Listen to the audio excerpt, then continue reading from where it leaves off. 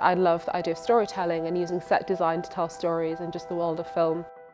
When I was reading Brené Brown's book, Atlas of the Heart, it felt like it would be so amazing to have a visual to it because it's a book about a map and this island, and I visualized it as being a heart-shaped island, and then I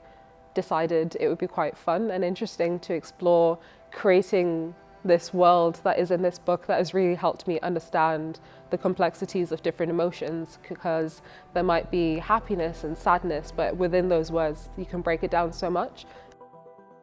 My project focuses on the intersection between VR and art therapy. There's so much information out there about how to feel better in terms of self-help books, and the book that I looked at by Brené Brown looks at different types of emotional well-being and how to understand that, and I wanted to explore that through play. And traditional art therapy looks at different materials like using paints and collaging, and I think VR is a very untapped medium for that.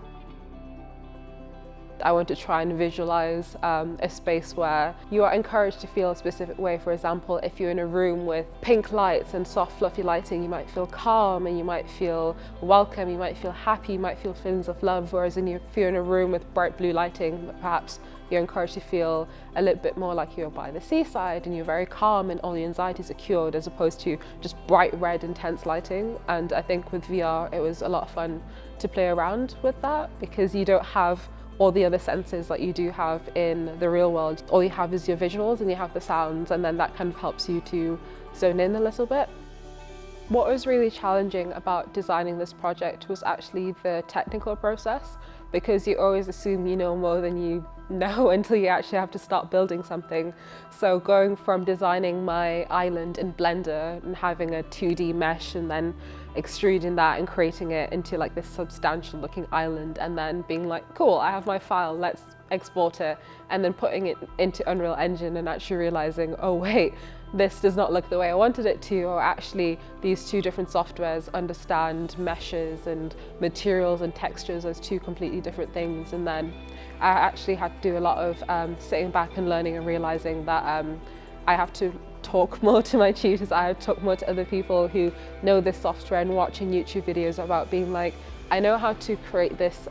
iridescent texture in Blender. It's very easy, I just do this, I turn up the glass modifier, I connect a couple of nodes, but then the node system in Unreal is different. So then I have to actually sit back and be like, okay, this is a learning process. And there was one day where I was actually somewhat stressed because I was like, I don't know how to design grass. And then I just went to the local park and I just sat in the sun and I stared at the grass, and I called it research, because it was research. Trying to understand how actual organic things in life moved was a big part of my process. Also just walking around in big open spaces, trying to figure out if I was to redesign a hill, I want it to look as organic as possible. And again, on Pinterest and Google Maps, just looking at really interesting places on the planet Earth that have soil that is red or soil that's a completely different color, and looking how different continents, how they're shaped, maybe that changes your experience. If you're from like a small island versus you're from a massive continent, how does that change how you navigate the world, knowing that you have so much space?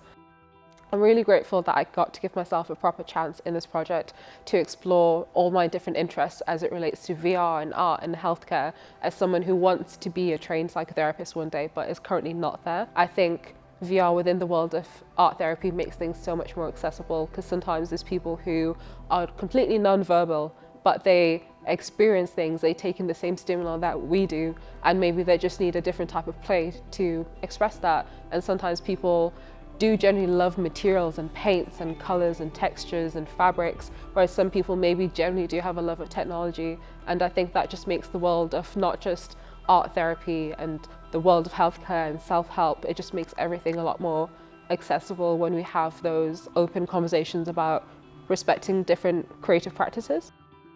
It would be such a shame if the world were to completely stand still, and there's always room to grow through conversation and experimentation.